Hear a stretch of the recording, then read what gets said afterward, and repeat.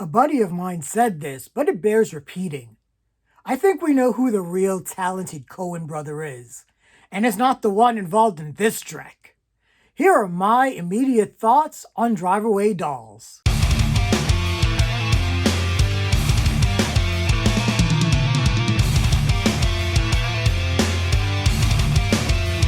Drive Away Dolls is the new dark comedy co-written and directed by Ethan Cohen, one half of the infamous Coen brothers, who have brought us such films as No Country for Old Men, Raising Arizona, Oh Brother Where Art Thou, and Fargo. Taking place in 1999, Jamie and Marian are lesbian friends in search of a fresh start and embark on an impromptu road trip to Tallahassee, Florida.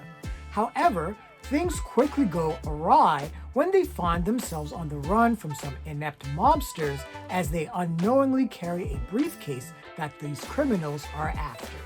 So let's just get this out of the way. The film is actually titled Drive Away Dykes. That is the title you actually see in the movie. Because this film thinks it's hip and clever. Yeah.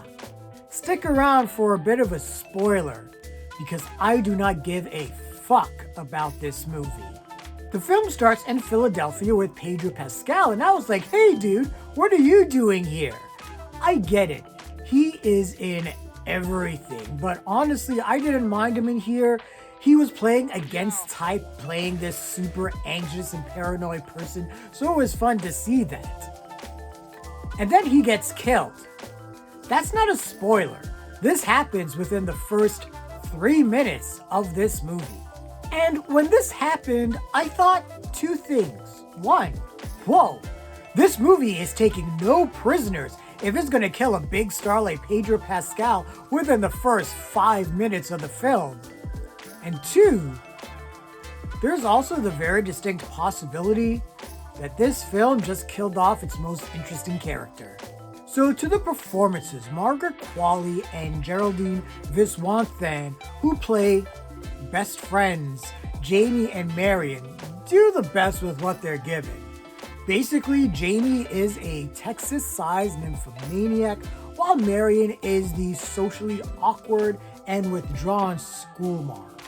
Even in this universe, I can't see these two people being friends.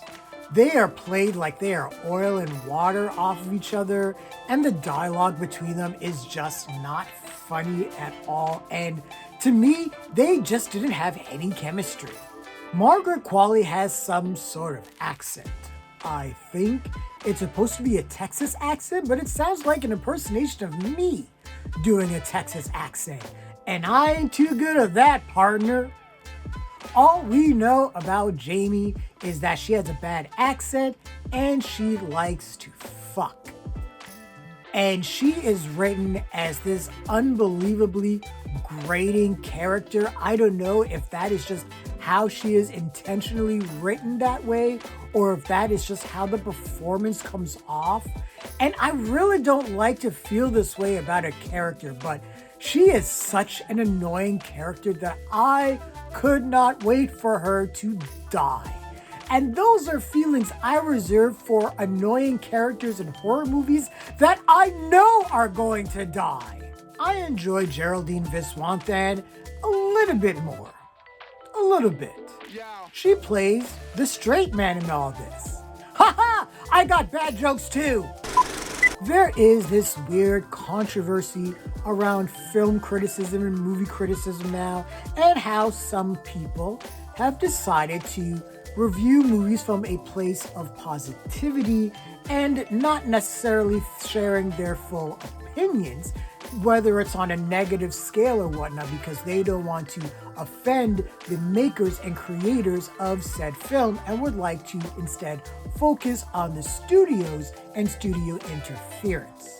Two things. One, I am bipolar, so I feel my feelings a lot.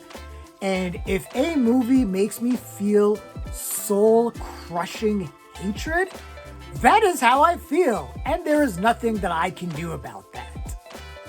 Two, if my final negative impressions of a film is derived from a performance, the direction, the writing, the editing, the cinematography. Yeah, you're gonna hear about it. I do not give a fuck about ego. I care about the truth, and my truth means everything to me. So if you are coming here to hear a half-assed, half-sized review, you are in the wrong goddamn place. And communication. So Colman Domingo from The Harder They Fall and The Last Color Purple remake is in this movie, and I'm like, what are you doing here? He's just a goon, and really that's what this film is littered with, just goons. And they're just dumb, and not funny dumb, they're just annoying dumb. And they have this dialogue that's supposed to be like Cohen-esque, but it's like Cohen-esque dialogue that's trying to cosplay being Tarantino dialogue.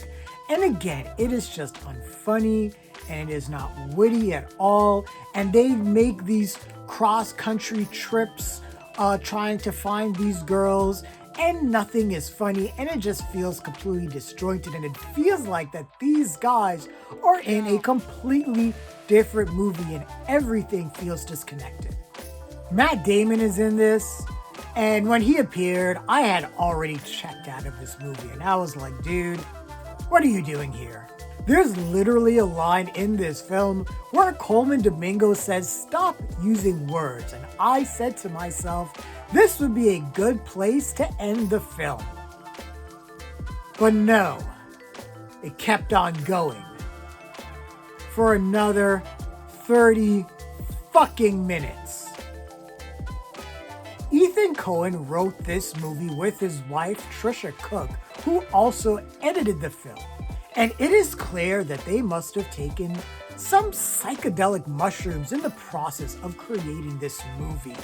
There are moments that I can only say remind me of like an acid trip James Bond intro that just appear out of nowhere and really has no context and no connection to this movie at all. Also, there are some of the worst film edits I have seen in a long time. It feels like this movie was edited in iMovie. There are transitions that are just the most basic wipes and spins, and I'm just like, who made this movie?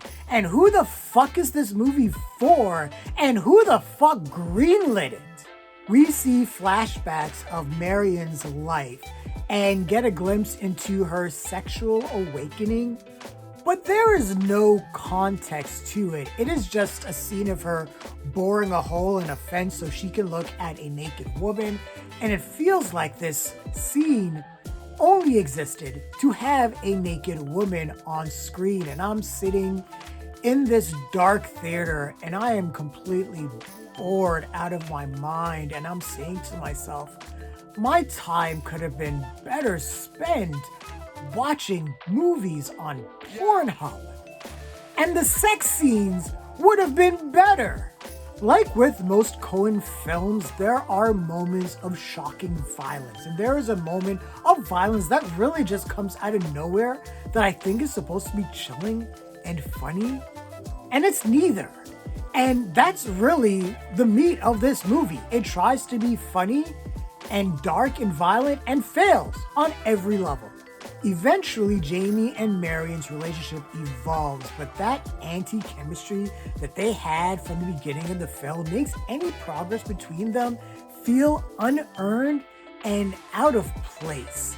And it feels almost borderline offensive to me that I have to ingest this LGBTQ plus story. And unless there's something that the world is missing, Ethan Cohen and Tricia Cook aren't gay. So their takes on the LGBTQ plus community, especially when it comes to lesbian, saying that all they want to do is fuck all the time, is misguided at best and super offensive at worst. I think Ethan Cohen and Tricia Cook should probably stay away from gay cinema from now on. Then there's what's actually in the briefcase. This is what they were being chased down for? This film feels like it was made by someone who literally just got out of film school, except they have a fucking Oscar. What the fuck is happening here? This is madness. How the fuck was this movie made? In a year where Madam Web exists, somehow Drive Away Dolls appeared and said, "Hold my beer." This film was disjointed, funny, boring, borderline offensive to the LGBTQ+ community, and just horribly made. Bad dialogue, amazingly inept editing, and some grating performances just got under my skin. This is a goddamn bomb of a movie. Okay, spoiler time. You ready? Are you ready to be spoiled? This is your last chance to leave. Okay, spoiler time. Here's what is in the briefcase. A bunch of monster plaster dicks that belong to Matt Damon. Fuck this movie. Those are my thoughts on Drive Away Dolls. What did you guys think of the movie? Share your thoughts, leave your comments, like the video, subscribe to the channel, and don't forget to hit that bell icon so you can get notifications as well. Thanks a lot, everyone. Take care.